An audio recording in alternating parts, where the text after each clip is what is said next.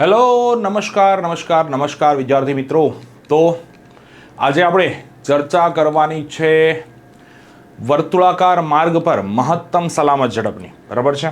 તો કોઈ પણ પદાર્થ વર્તુળાકાર માર્ગ પર ગતિ કરતો હોય તો ત્યારે એની મહત્તમ સલામત ઝડપ કેટલી હોઈ શકે એના માટેની ચર્ચા કરશું આપણે। વર્તુળાકાર, અહીંયા ખાસ કરીને ચર્ચા કરીએ સમતલ વર્તુળાકાર માર્ગ પર। સમતલ વર્તુળાકાર માર્ગ પર ગતિ કરતા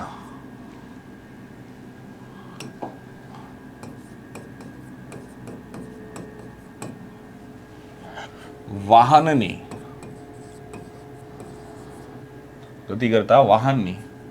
મહત્તમ સલામત ઝડપ। તો અહીંયા આપણે વી મેક્સિમમ શોધવાનું છે। વી મેક્સિમમ નો અર્થ શું થઈ જશે? જ્યારે વર્તુળાકાર માર્ગ ઉપર ગતિ કરતો, મતલબ માની લો કોઈ વાહન જાય છે અને આમાં ગોળાકાર માર્ગ છે, ત્યાં ગતિ કરે છે। હવે આ ગોળાકાર માર્ગ ઉપર ગતિ કરતો હોય તો ત્યારે વળતી વખતે કેટલી મેક્સિમમ સ્પીડ હોવી જોઈએ, બરાબર, કેટલો મહત્તમ વેગ હોવો જોઈએ, એના માટેની ચર્ચા કરવાની છે। તો મહત્તમ વેગ આપણે ફાઇન્ડ આઉટ કરવો છે તો એના માટેની ચર્ચા આપણે કરી દઈએ, બરાબર છે। તો કઈ રીતે કરવાની છે, ઓકે, તો ચાલો ચર્ચા કરીએ। આપણે મહત્તમ વેગની ચર્ચા કરીએ। ઓકે, માની લો અહીંયા એક વર્તુળાકાર માર્ગનો એક નાનકડો એવો ભાગ હું અહીંયા દર્શાવું છું, હે ને? વર્તુળાકાર માર્ગનો નાનકડો એવો ભાગ દર્શાવીએ છીએ, આ માર્ગ છે અને આ ધારો કે આ માર્ગનું કેન્દ્ર છે, બરાબર। વર્તુળાકાર માર્ગ છે, જેમ કે આપણે એક્ઝામ્પલ તરીકે લઈએ તો સર્કલ, હે ને? કોઈ સર્કલ છે તો ત્યાં વાહનને ફરવું છે, તો આ વાહનને ફરવા માટે મેક્સિમમ કેટલી ઝડપ જોશે? આપણને બધાને જ ખબર છે કે કોઈ સર્કલ આવે અને ત્યારે આપણે વળતા હોય તો ત્યારે આપણે આપણી સ્પીડ ઘટાડી લઈએ છીએ, બરાબર। તો આવું કરવા પાછળનું રીઝન શું છે? કેમ સ્પીડ ઘટાડીને જ આપણે વળાંક લઈએ છીએ, બરાબર છે? તો એના માટેની ચર્ચા। ઓકે, માની લઈએ કે જે આ ભાગ છે એની ત્રિજ્યા, આ માર્ગ છે એની ત્રિજ્યા કેપિટલ આર છે, બરાબર। માર્ગની ત્રિજ્યા કેટલી છે? કેપિટલ આર છે। અને અહીંયા કોઈ એક વાહન ગતિ કરે છે, ઓકે। હવે વાહન છે તો સ્વાભાવિક જ છે કઈ દિશામાં ગતિ કરતો હશે? સ્પર્શકની દિશામાં એનો વેગ હશે અને આ રીતે વર્તુળાકાર માર્ગે ગતિ કરે છે, વર્તુળાકાર ગતિ કરે છે, ઓકે।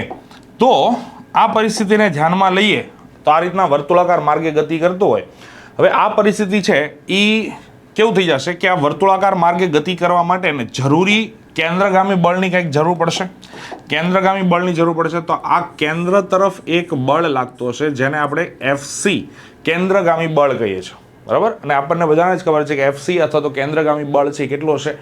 mv²/r જેટલું હશે, બરાબર છે। કેટલું બળ હશે? mv²/r। તો આ પ્રમાણે આપણે વી કેટલો હશે અહીંયા આ સૂત્રની મદદથી વીને કરતા બનાવી દેવાનો છે। પણ હવે આ એફસી છે એ કઈ રીતે ફાઇન્ડ આઉટ કરવું એના માટેની ચર્ચા। માની લો આ માર્ગ છે, આ ટોપ વ્યૂ છે, હે ને? સર્કલને તમે ઉપરથી આમ જોવો છો, હે ને? સર્કલને આમ ઉપરથી જોવો છો તો આમ વર્તુળ દેખાશે ને, તો આવું દેખાશે, ઓકે। પણ સાઈડમાંથી જ્યારે જોશો, બરાબર, તો સાઈડમાંથી જ્યારે જુઓ તો ત્યારે તમને આ જ સર્કલ છે એ કેવું દેખાશે?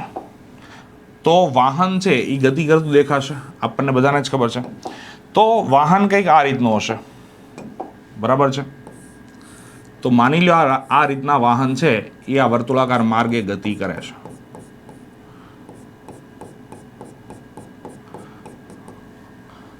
ઓકે।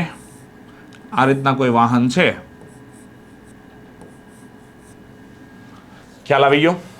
તો આની ઉપર જે બળો લાગશે એની ચર્ચા કરીએ તો કયા કયા બળ લાગશે? એક તો આ વાહન છે એનું કંઈક વજન બળ હશે, આ mg જેટલું વજન બળ હોય છે, ઓકે। સપાટી છે વાહન ઉપર, ઉપરની દિશામાં કયું બળ લગાડતો હશે? લંબ બળ n જેટલું લગાડતો હશે।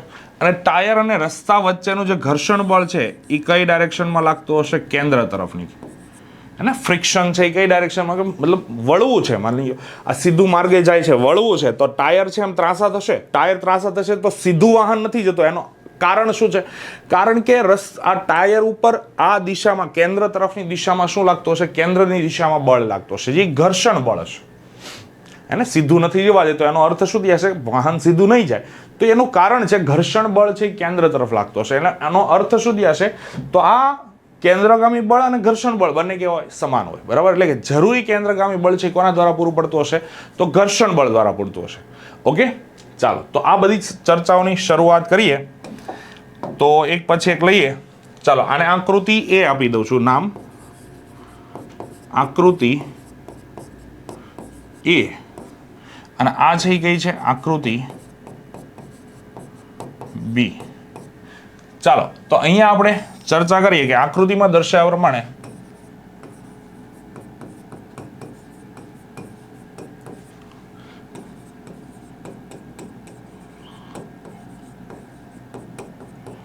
ધારો કે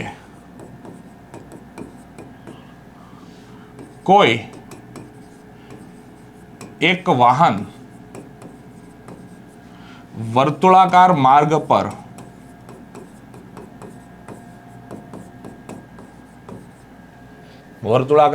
પર વર્તુળમય ગતિ કરે છે.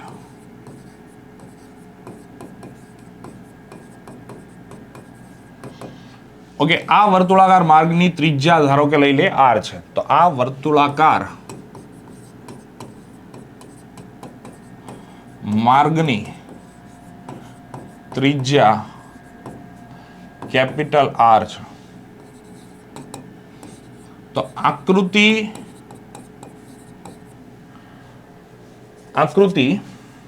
એ પરથી વાહનનું અથવા તો વાહનને લાગતું કેન્દ્રગામી બળ. ચાલો તો આ કેન્દ્રગામી બળ છે ને FC લઈએ તો FC ઇઝ ઇક્વલ ટુ શું થઈ જશે? તો mv² અપોન r. હે? તો કેન્દ્રગામી બળ FC is equal two mv² upon r જેટલું થશે. ઓકે, હવે આકૃતિ બી ઉપરથી ચર્ચા કરીએ. તો આકૃતિ બી પરથી વાહન શિરોલંબ દિશામાં, આ શિરોલંબ થશે ને, ઉપર નીચેની દિશા એટલે કઈ થઈ ગઈ? શિરોલંબ દિશા થઈ જશે. તો શિરોલંબ દિશામાં સંતુલિત હોવાથી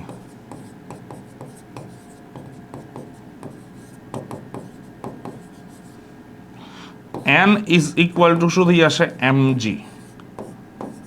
ઓકે, ચાલો એટલે કે લંબ બળ છે એ કેટલું હશે? mg, એટલે કે વજન બળના જેટલું હશે. ઓકે, ચાલો આ બે મળી ગયા. હવે આપણે ચર્ચા શેની કરવાની છે કે અહીંયા કેન્દ્રગામી બળ છે એ કોના દ્વારા પૂરું પડતું હશે? તો અહીં વાહનના ટાયર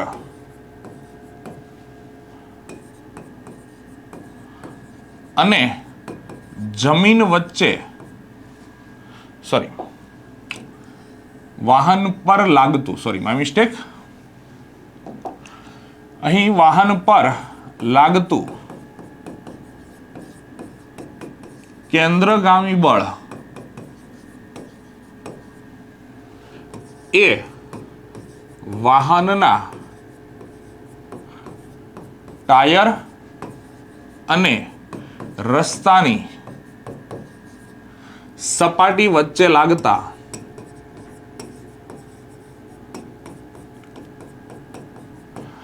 ઘર્ષણ બળ દ્વારા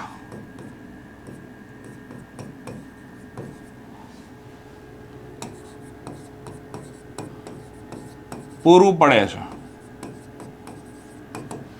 ઓકે, તો આપણે અહીંયા શું લખી શકાય? FS.